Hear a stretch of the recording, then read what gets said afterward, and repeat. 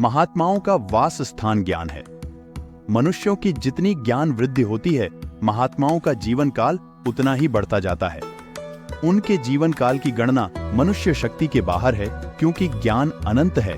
अनंत का पार कौन पा सकता है? महात्मा लोग एक देश में उत्पन्न होकर भी सभी देश अपने ही बना लेते हैं। सब समय उनके ही अनुकूल हो जाते हैं। श्री स्वामी विवेकानंद ऐसे ही महापुरुषों में हैं। स्वामी जी का जन्म 1862 ईस्वी में कलकत्ता के समीपवर्ती सिमुलिया नामक ग्राम में हुआ था। उनके पिता का नाम विश्वनाथ दत्त था। जिस समय विश्वनाथ दत्त बंगाल में अटर्नी हुए, तभी उनके पिता ने संन्यास आश्रम में प्रवेश करके गृह त्याग कर दिया। उसी आनुवंशिक संस्कार के बीज स्वामी विवेकानंद के हृदय में भी जमे हुए थे, जिन्होंने अवसर पाकर अपना स्वरूप संसार पर प्रकट किया। चाइल्डहुड ऑफ स्वामी विवेकानंदा। स्वामी विवेकानंद का पैदाइशी नाम वीरेश्वर था, परंतु प्यार के कारण घर के लोग, अड़ोसी पड़ोसी सब उनको नरेंद्र कहते थे। नरेंद्र सुडौल, गठीला शरीर, गौरवर्ण, मनमोहक बड़ी बड़ी आंखें और तेजस्वी मुख वाला होनहार बालक था। उसका चित्त पढ़ने में बहुत कम लगता था। दिन रात खेलना, अपने साथ के लड़कों को तंग करना, खूब ऊधम मचाना, यही उसके विशेष प्रिय कार्य थे। कोई ऐसा दिन नहीं जाता था जिस दिन माता पिता या गुरुजन को नरेंद्र की 10-5 शिकायतें सुनने को न मिलती हों। वह ज्यों-ज्यों बढ़ता जाता था, हंसोड़ और उपद्रवी होता जाता था। अपने सहपाठियों से मारपीट करना, शिक्षकों से बहस मुबाहसा करना उसका नित्य का काम था।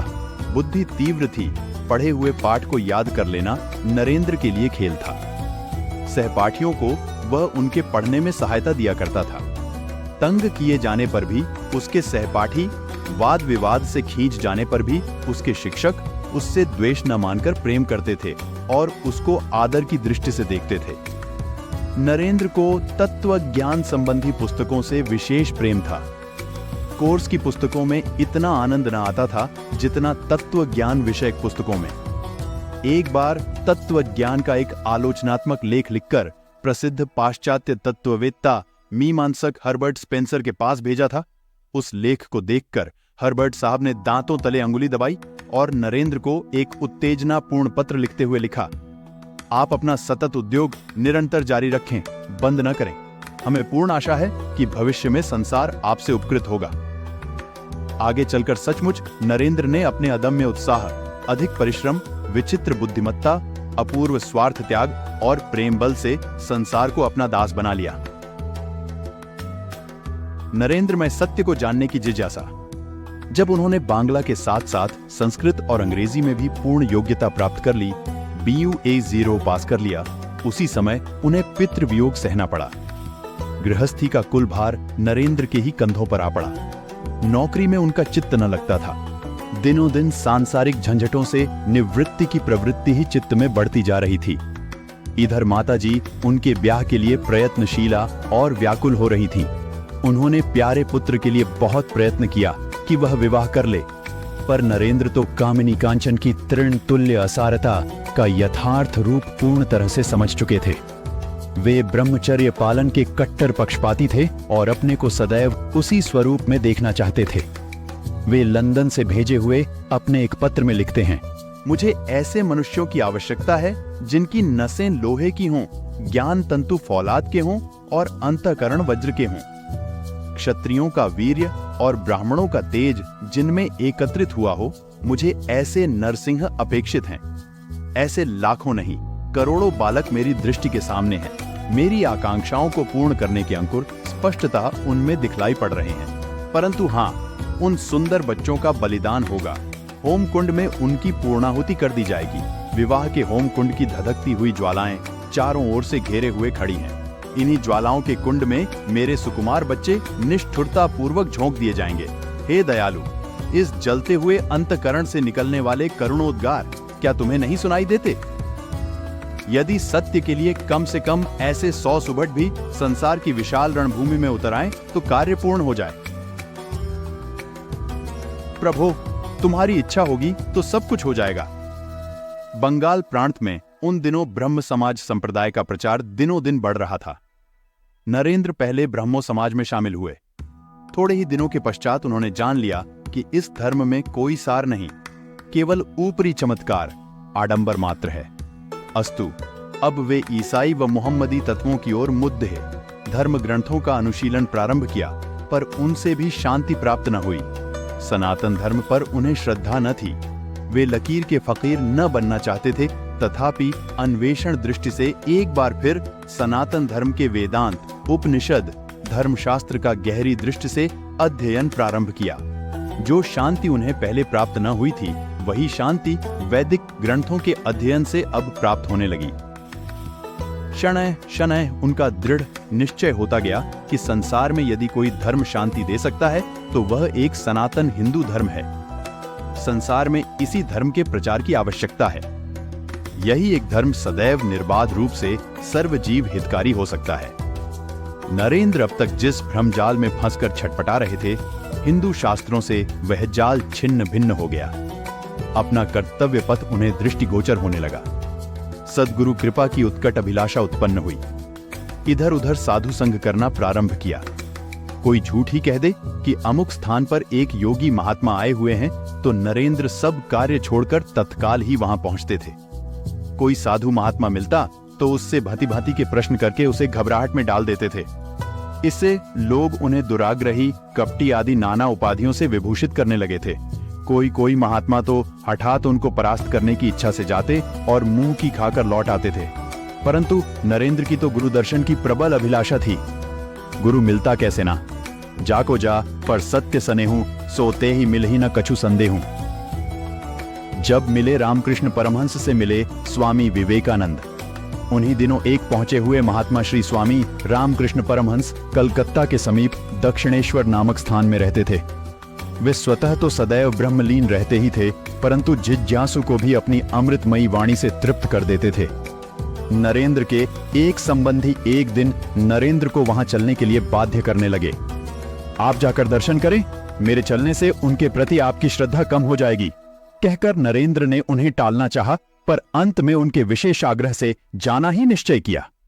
कुछ बातचीत होने के अनंतर, भगवान, आपने ईश्वर सिद्ध तो कर दिया है, परंतु कभी देखा भी है? नरेंद्र ने दिल्लगी भाव से पूछा। हां, मैंने ईश्वर देखा है, तुम्हें भी दिखला सकता हूं, परमहंस ने गंभीर भाव से उत्तर दिया। थोड़े समय बाद उपस्थित लोगों के चले जाने पर परमहंस ने उनको समाधि लगा दी और नरेंद्र को दिव्य दृष्टि प्राप्त हो गई। नरेंद्र की चिरेप्सित अभिलाषा पूर्ण हुई। वे परमहंस रामकृष्ण के सच्चे शिष्य बन गए। कभी कभी बड़ी बड्ढी सभाओं तक में नरेंद्र गुरु स्मरण करते हुए उनके चरण में लीन हो जाते थे। एक बार जन समुदाय में गुरु के प्रति उनके उद्गार थे, रामकृष्ण परमहंस मेरे हैं, मैं उनका हूं। माता पिता गुरु भ्राता इष्ट देव, मन आत्मा प्राण स्वामी, वे ही मेरे सब कुछ हैं। मेरे सद्गुण उनके हैं और दुर्गुण मेरे हैं। मुझे उन्हीं के सहवास में शांति मिली है। नरेंद्र के सांसारिक बंधनों से मुक्त होने में बाधक थी उनकी पुत्रवत्सला माता। मातृभक्ति का उद्रेक संन्यास ग्रहण कर उन्हें अधिक दुखी न करना चाहता था।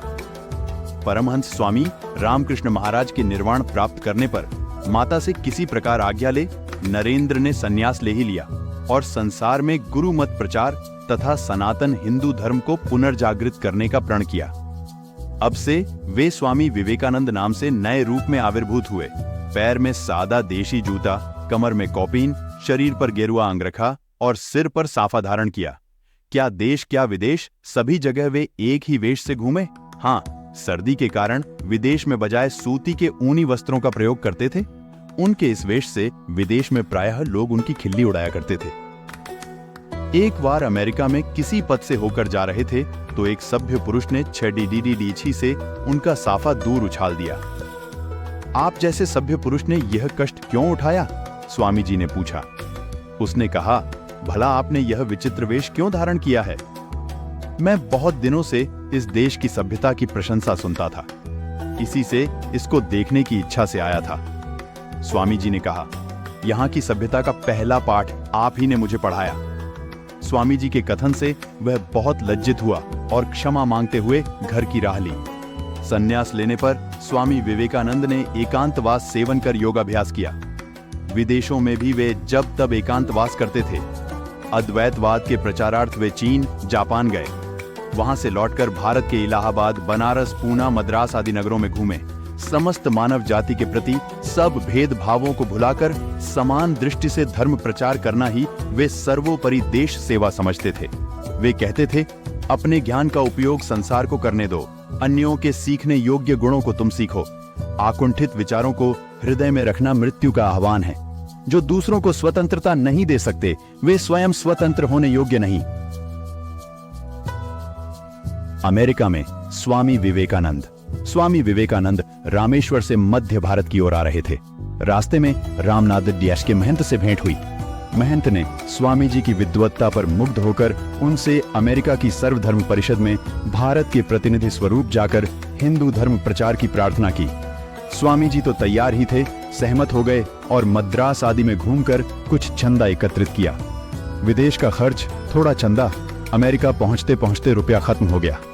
कोई दूसरा पुरुष होता तो अवश्य घबरा जाता, पर जिसकी चिंता ईश्वर को है उसे कैसा सोच। रास्ते में एक वृद्धा स्त्री से भेंट हो गई। वह स्वामी जी का विचित्र वेश देखकर इस पूर्वीय जीव से कुछ विनोद ही होगा। विचारती हुई उन्हें अपने घर ले गई, परंतु घर में विनोद के बदले तत्व ज्ञान का उपदेश स्वामी जी के मुख से सुनकर वह स्तंभित हो गई। अल्प समय में ही अमेरिका के समाचार पत्रों में स्वामी जी की कीर्ति कथा पढ़ी जाने लगी। एक दिन एक अहमन्य तत्वज्ञानी स्वामी जी को परास्त करने की इच्छा से उनके पास आया, परंतु उनकी असाधारण विद्वत्ता और वक्तृत्व शक्ति पर मुग्ध होकर उसी समय उनका शिष्य हो गया। शिकागो की सर्वधर्म सभा में स्वामी जी जब आए हुए प्रतिनिधियों का अपनी रसमयी वाणी से स्वागत करते थे तो स्वामी जी के प्रति उनकी अगाध श्रद्धा हो जाती थी। परिषद में जिस दिन स्वामी जी का भाषण होने को था, सवेरे से हो शहर की दीवालों पर लगे हुए विज्ञापन आगंतुकों को बतला रहे थे। एक तेजस्वी विद्वान अद्वितीय हिंदू सन्यासी का व्याख्यान 4 बजे सुनकर अपने को तृप्त कीजिए। सभा भवन में तथा उसके चारों ओर इतनी ठसाठस भीड़ थी कि तिल रखने की जगह न थी। यथा समय स्वामी जी व्यासपीठ पर आ उपस्थित हुए।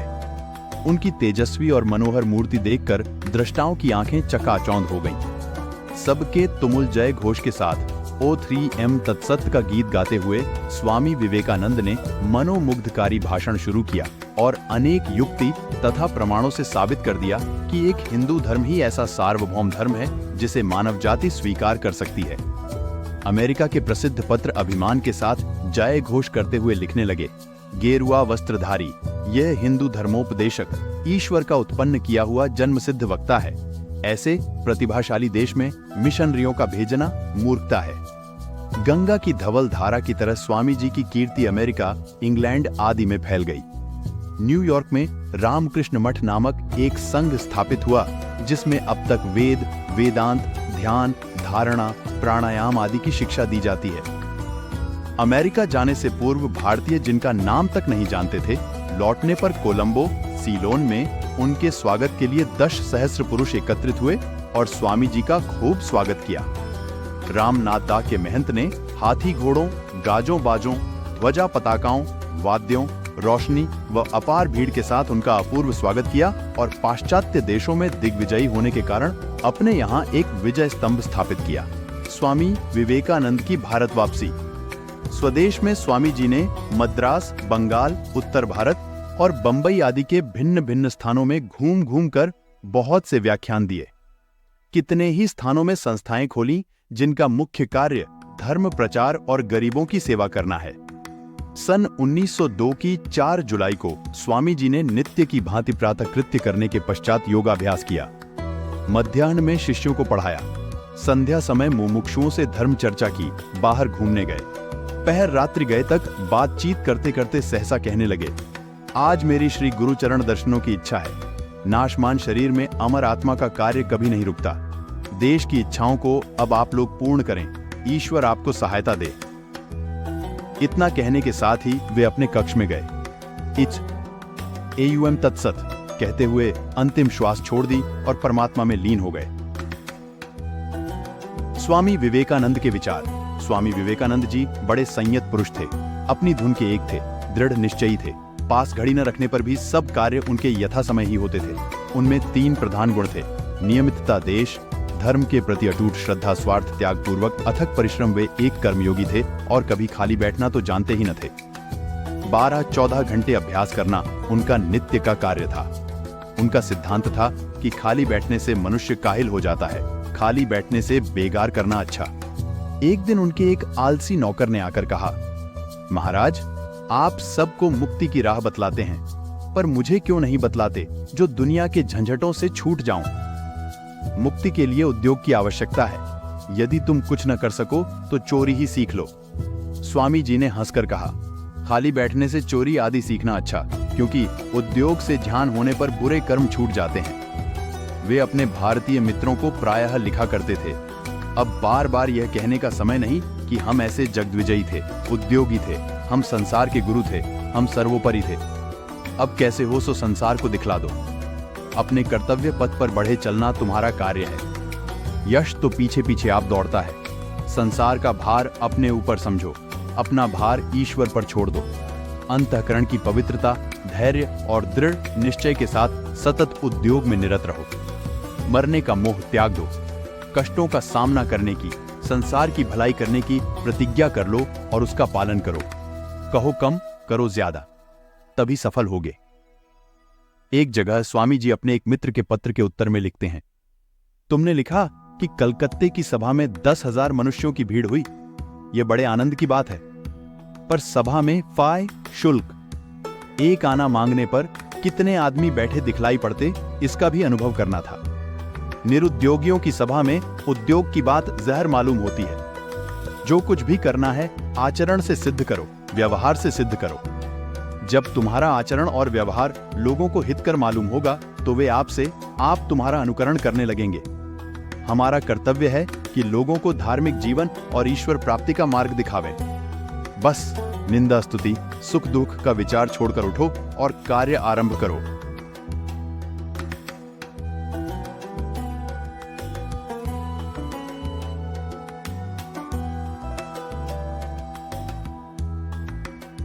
तो दोस्तों, आपको स्वामी जी की कौन सी बात सबसे अच्छी लगी कमेंट में जरूर बताएं। अगर वीडियो अच्छा लगे तो लाइक, शेयर और सब्सक्राइब करना ना भूलें। मिलते हैं अगले वीडियो में।